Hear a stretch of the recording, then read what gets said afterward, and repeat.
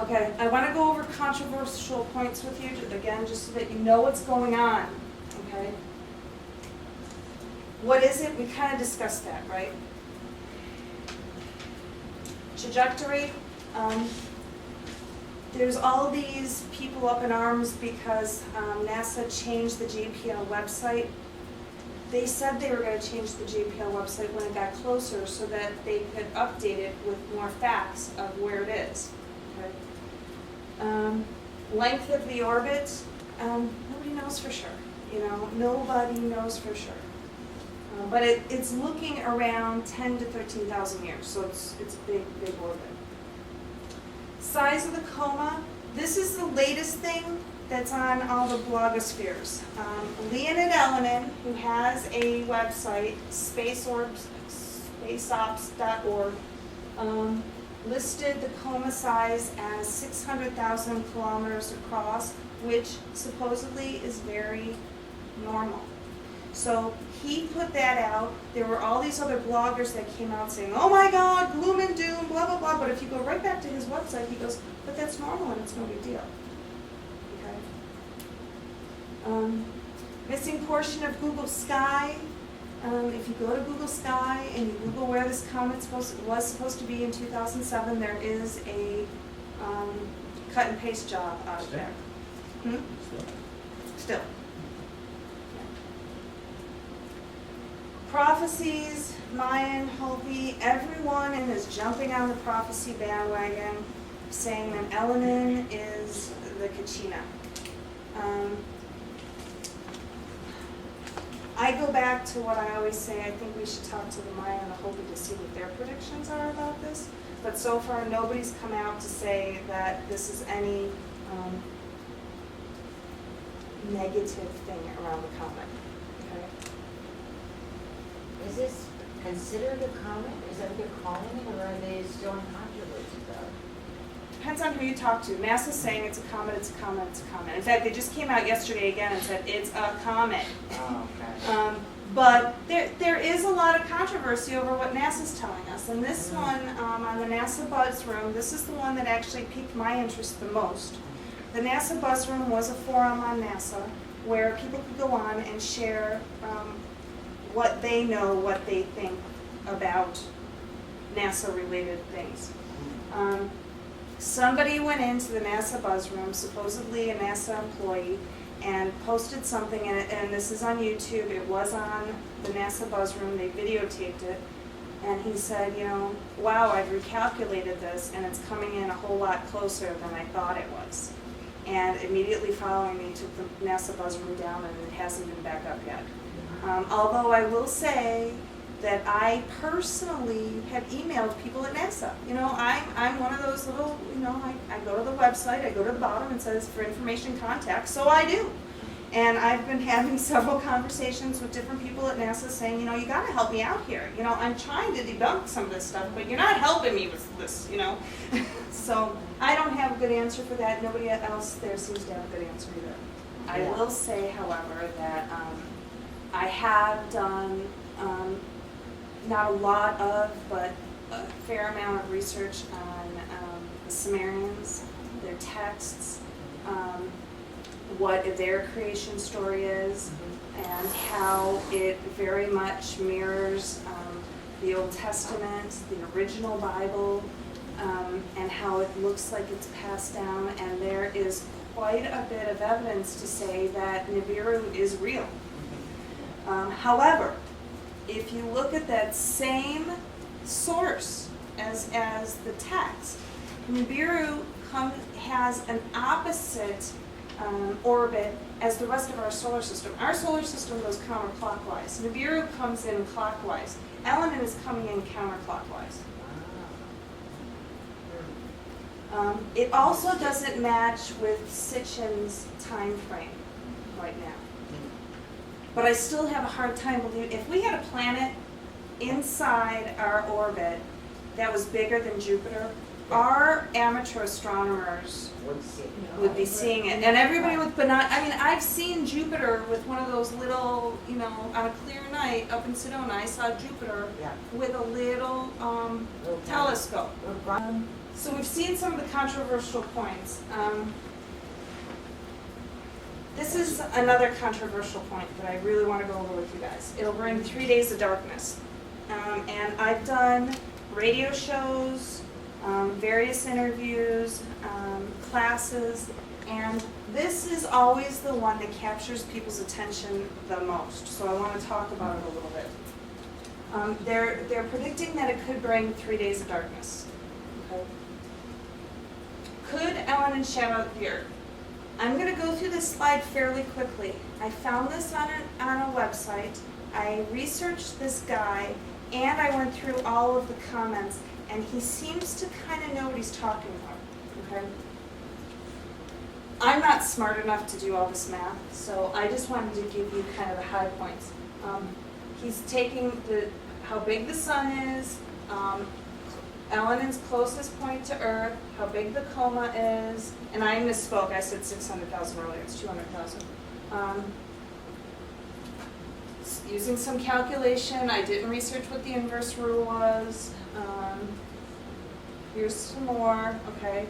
He's coming up, this is how he does his math, okay. So I just want to show you that there's calculations going on, okay.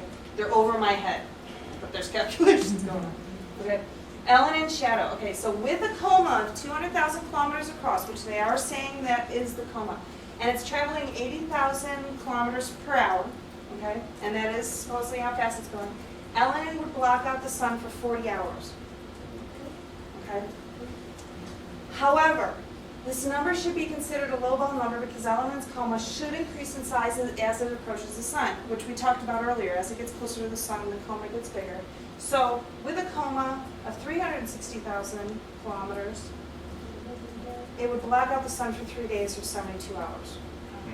Okay? So I have to be honest with you. I'm kind of hoping this happens. I'm looking at it as a real good thing. Okay? People think I'm nuts, but are you ready? Okay, so we're gonna go through this. Cool in Arizona. Yeah. No sun for 3 days. Yeah, but now, not October. Yeah, but Yeah. it's total darkness. Okay, it's not just blocking out the sun. We have total, complete darkness. Okay? Science says we go through this anytime that there's a pole shift. Okay. Now it doesn't need to be the big earth-shaking pole shift. It could be a magnetic pole shift, and science has told us that we have the earth has shifted and the poles have shifted. Okay.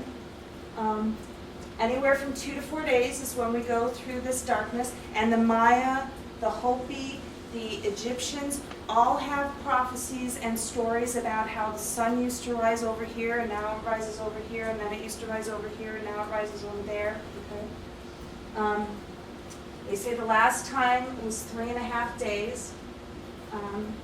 Things that, and this is a bullet point that I had before. I'm just reminding you that we talked about this, okay? These bullet points came up when we talked about what happened the last time the long count started, okay? What do the Hopi say about the 3 days of darkness? It was originally predicted for 98 or 99, but we got an additional 10 years to try and get our act together, okay? And we're kind of in that 10, 11-year zone. Okay? And what were we supposed to do, by the way? Remember, in this time we were supposed to focus on co-creating. Okay? The Bible, and I've got about 5 more slides. I didn't want to nail it home, but there's a lot of references in the Bible. Mark the end days of Christ returning. Okay? But in those days, after that tribulation, the sun shall be darkened, and the moon shall not give her light, and the stars of the heaven shall fall, and the powers that are in the heavens shall be shaken. Okay, that's one of many references to what happens. There's 3 days of darkness before Christ returns. The Maya, I know that this is a little wordy, but the one thing we are certain of is that we're close to the year 0. But I want to tell you that when the day comes, it's not just a matter of words. It'll be seen because for a period of 60 to 70 hours, there will be a period of total darkness. So right now, for what I've learned, is that many people are getting very worried, and they're saying that it'll be December 21st, 2012. They're very young, so when that day comes, it will be like any other day. What they're saying, and there's more, what they're saying is that these 3 days of darkness is their sign that the shift of the ages are coming, that the end of the long count is coming, that they don't know when it's coming, it's these 3 days that mark it, okay? This is by Don Alejandro, by the way. The one thing is that we are going to see is something that we have already been witnessing, like tornadoes, floods, earthquakes. It's because of the great contamination that we've caused. So what I ask you is to not worry. But when that day comes, the earth will get dark for 60 to 70 hours, and many will ask what we are going to do then. We should meditate and think about our Creator, and we should hope that we are the survivors for this next cycle.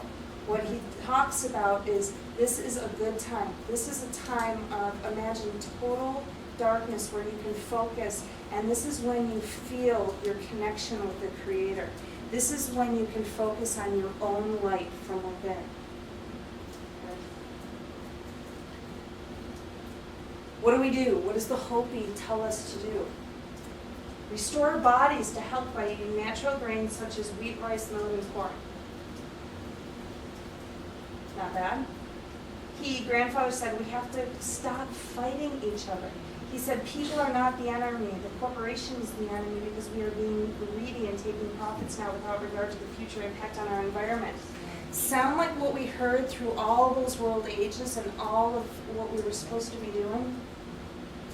The greatest thing we have is the human spirit. We've been given a window of opportunity. This is back to the 10 years. Spiritual love is the answer. True knowledge is beyond words. Comets are a sign of prophecy. Hail Bob was the twin Kachina, white and blue. Okay. The next one will be red. It is the purifier. It will stop and observe us.